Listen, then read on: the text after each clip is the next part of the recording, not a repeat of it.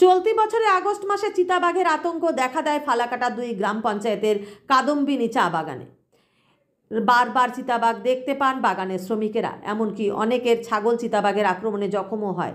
তারপর স্থানীয়দের দাবি মেনে গত সেপ্টেম্বর মাসের জলদাপাড়া বন দপ্তরের তরফে এলাকায় একটি খাঁচা পাতা হয়। চিতাবাঘটি কোনোভাবেই খাঁচায় ধরা না দিলেও বন দপ্তর সেটি তুলে নেয়নি। অবশেষে সোমবার খাঁচায় ধরা পড়ল সেই চিতাবাঘ। ওই খাঁচায় যে চিতাবাঘ ঢুকেছে তা এদিন সকালে দেখতে পান শ্রমিকদের একাংশ।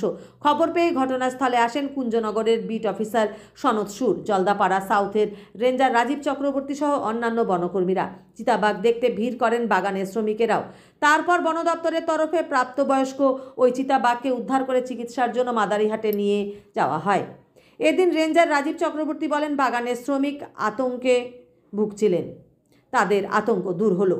এরপরও যদি চিতার অস্তিত্ব পাওয়া যায় তাহলে ফের সেখানে খাঁচা পাতা হবে। Bureau report, APD news.